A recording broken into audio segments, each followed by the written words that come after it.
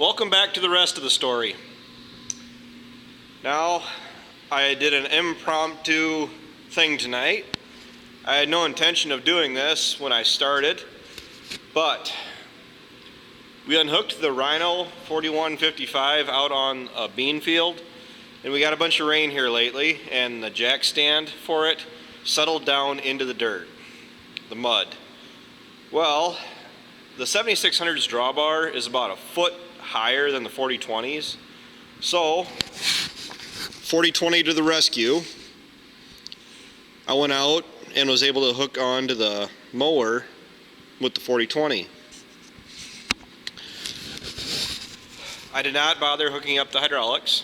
I actually would have to use the Fosse valve, and I'm pretty confident the wings are actually just one directional cylinders on it. I'm feeling pretty confident that if I did hook both the wings up on one SCV, I haven't tried it, but I'm feeling pretty confident I can get away with it.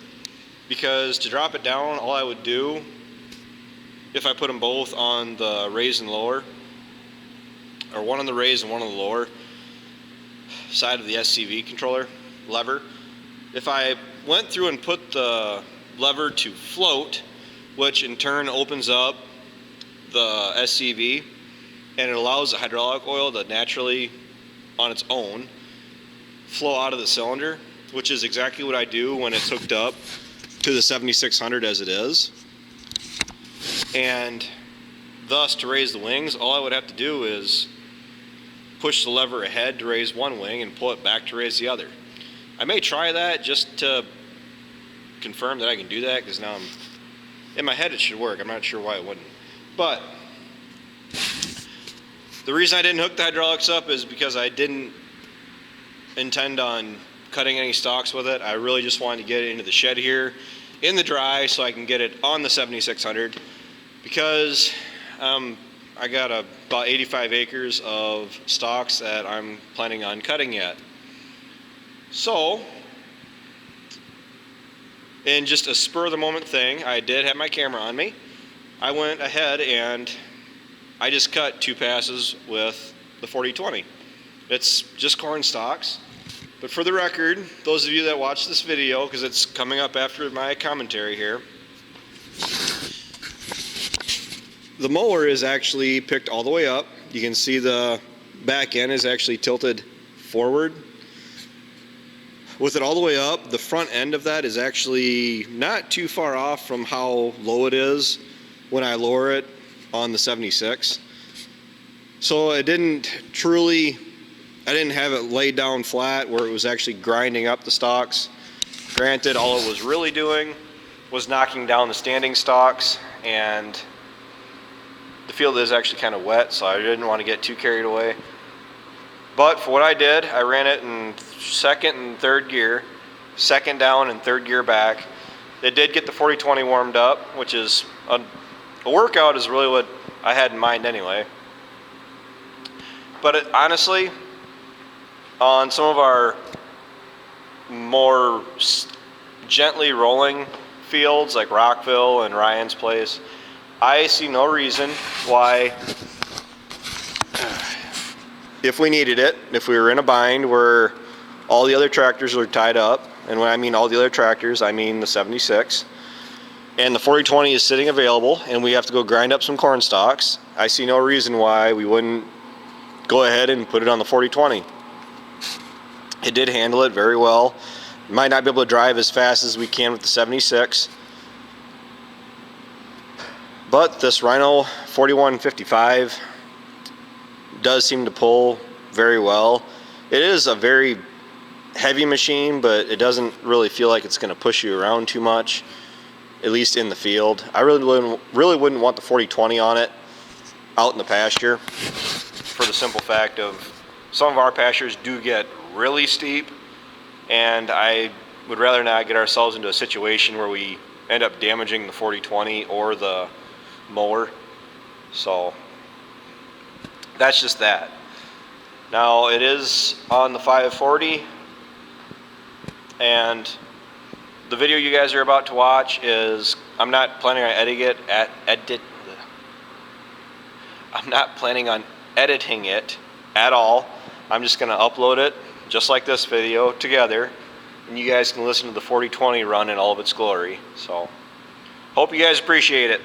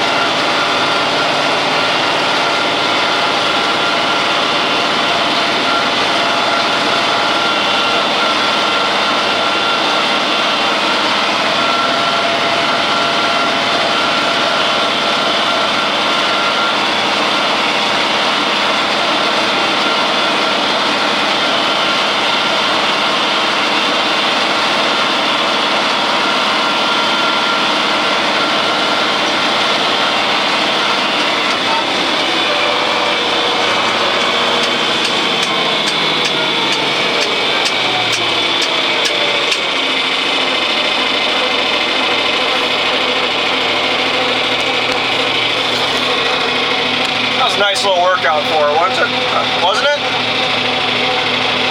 Tell you what, it's definitely, I can smell the tractor's getting hot. 4020 just doesn't get a good workout anymore. And granted, the green auger doesn't work it over that much. Pulling the harrow this spring didn't do that much for it. It gets a lot of the lighter duty jobs. And even when we mix speed up, we only run about 1200 RPMs. So putting it on this 4155 Rhino and running it across the field that was, the first pass was second gear, the last pass was third gear. Wide open, I could really smell the tractor's getting warm. That's really not a bad thing though. Taking them out and actually working them isn't gonna hurt it. That's all I got for this video. Take care, take it easy, keep in touch. Talk to you guys later.